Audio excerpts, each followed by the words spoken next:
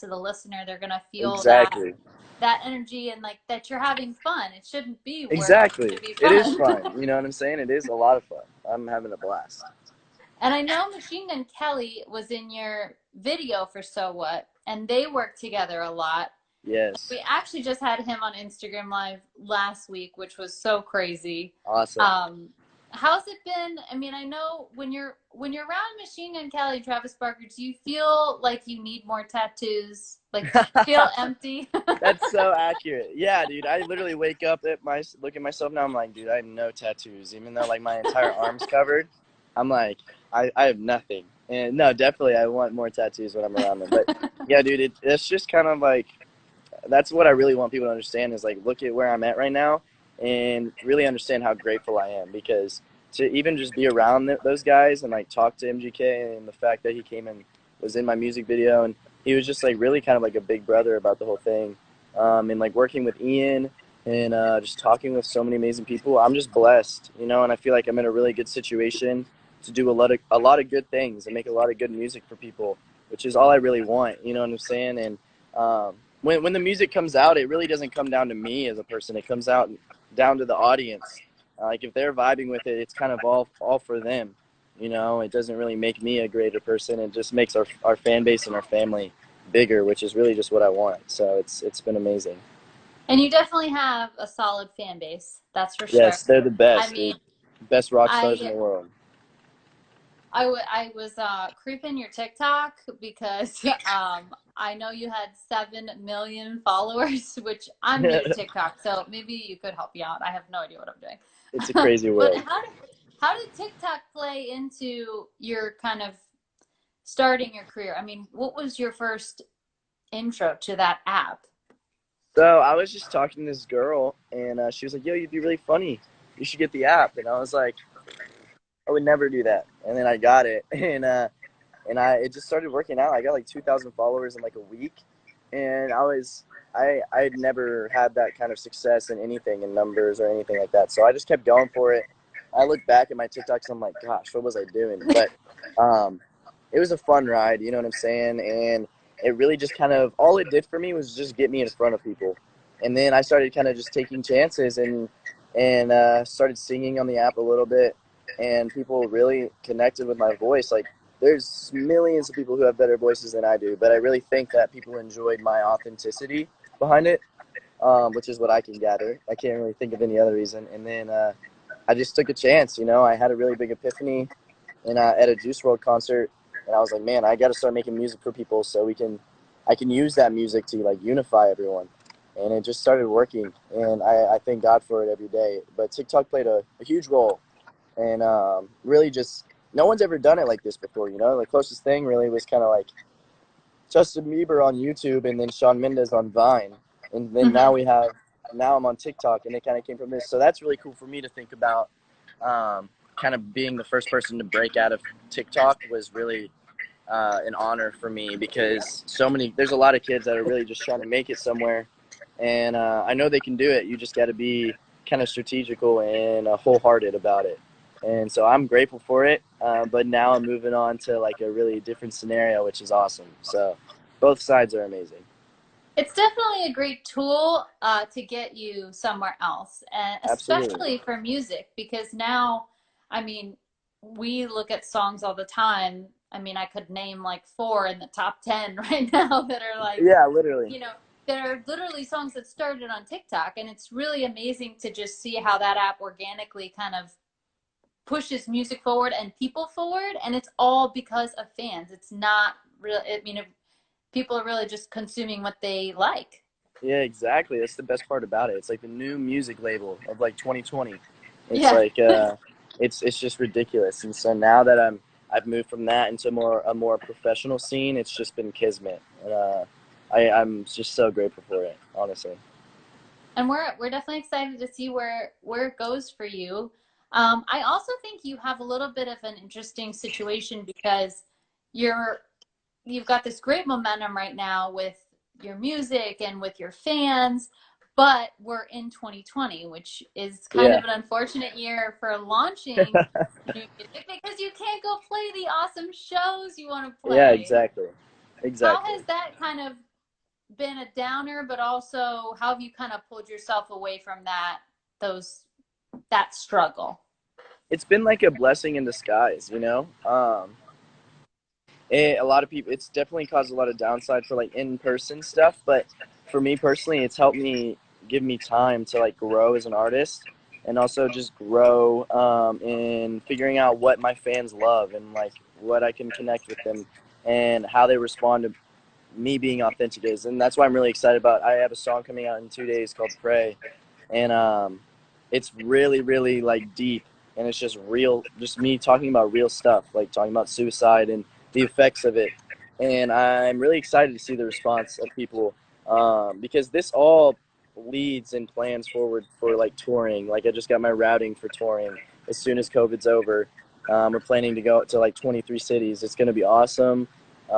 So really, it's just been a time of preparation, and I'm grateful for it. Like, I think it's never been like this before, and I don't think anyone's ever had kind of like the journey that I've been on yet so far. So it's working together perfectly, and I'm really excited. Really excited. Well, hopefully, when you are touring, you can come play a 97X show because we would love to have you in Tampa. That's for sure. Absolutely, I have to.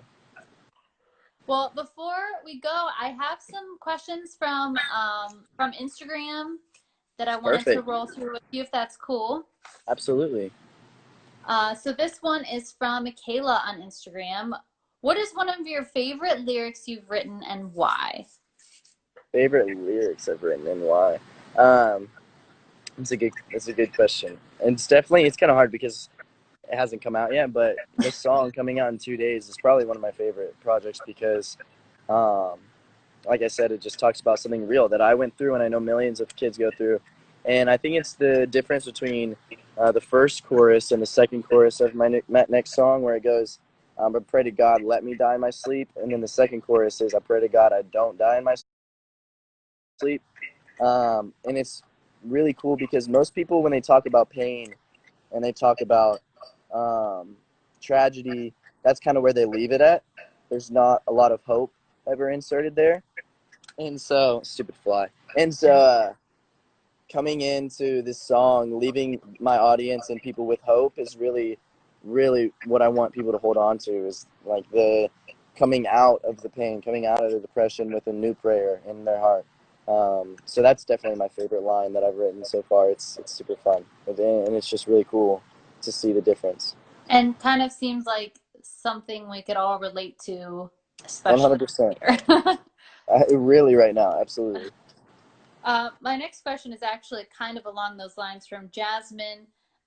In these crazy times, it's easy to feel down or discouraged, and I know you've been open about your mental health. What do you do when you feel like you need to lift yourself up? It's really crazy. People will kind of argue me on it a little bit, but they never argue me when they actually try what I do.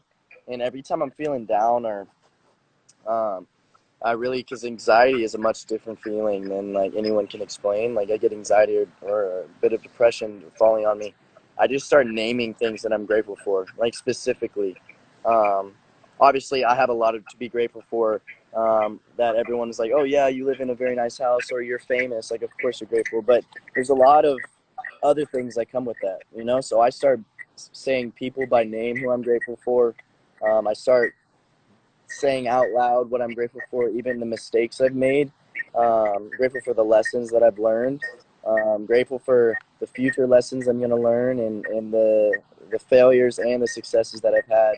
And really, it just comes down, as soon as I start saying what I'm grateful for, I don't know why, it just reminds me and gives me a new sense, a new perspective on life. And it really helps me out of that anxiety and depression. That's awesome advice. Kind of maybe puts things back in perspective for a Exactly. second. It just kind of lets you know. I listen to this meditation thing where it starts on your eyes, right? And it says focus on the distance between your eyes. And then at the end of the video, it talks about focus on the distance between America and like Europe. And it goes through each little thing, all the way through your body, and then all the way, and it just gives you a perspective. It's like, okay, where are you at really? You know what I'm saying? And that's what being grateful does. It just reminds me where I'm at and where I'm going. Even if it's in a bad situation, like even if things are going wrong, there's always something to be grateful for, always. and it just gives you a better perspective. So yeah, absolutely. That's awesome. Well, we appreciate you being so open about, you know, those types of things. And I think Thank a you, lot of man. your fans do also. Absolutely. You have to be. If you really want to make change in the world, you got to be 100% real. For sure. For sure. Well, here's a totally different kind of question from Taylor in Sarasota. What is your biggest social media fail you've ever done? Like horrible biggest video? social biggest social media fail. I don't know, honestly. I feel like failures come and go every single day on social media. Yeah. Uh, but I mean, there's probably like relationship stuff. I don't think I'm ever gonna put relationship stuff on social media ever again, because then you get millions of different opinions and like millions of different negative and positive comments. So I think from now on it's just gonna be, in my own life, my own personal thing. I don't think I'm gonna put it on there. That's always a good move. I can't imagine with 7 million followers how many comments you actually get on a single video. How do you? I wouldn't even look. I would not even look. Yeah, it's pretty overwhelming, but you learn how to handle it. But it's fun. All right, we'll do a couple more. Um, what was the hardest part of getting your music career started, and did you ever want to quit? That's from Jason in Pinellas Park.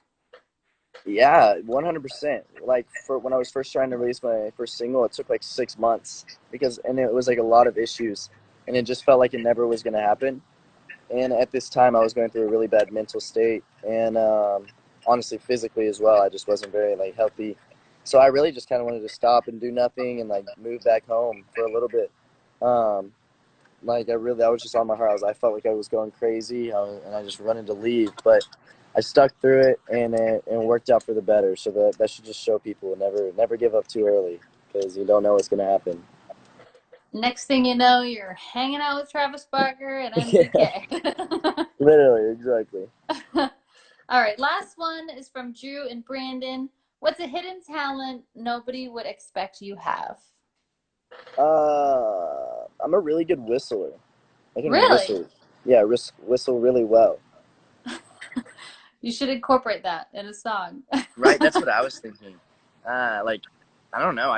I remember like the first time I whistled. I was 4. Like I remember it distinctively. I just got a Webkins from the mall, and for some reason I wanted to start learning how to whistle. So I like couldn't for a while, and then I figured it out that night. And ever since, like I would literally get in trouble at school, because like I had like a lot of ADHD and a lot of ADD, and I felt like I had certain tics like when I was learning. So I would just start whistling, and I didn't even realize it. My teachers would get extremely mad at me, like overly mad. So That's so funny. Well, your next song, whistle feature dedicated to all the teachers who were mad at you. no, literally, absolutely. Well, thank you so much for hanging out with us. Oh, of course. This Thank you was for so much having me. fun. Yeah, it was great. And we love the song, and we hope to see you for real. Oh, we definitely will make that happen. Absolutely. Anytime we're in Florida, my team will hit you up, and we'll make this a real thing as soon as COVID's over. Sounds good. We can't wait. Well, Awesome. enjoy the rest of your workout. Okay, I will. Thank you so much. Blessings. Well, have a great one, all Bye. right? All Thank right, bye. you.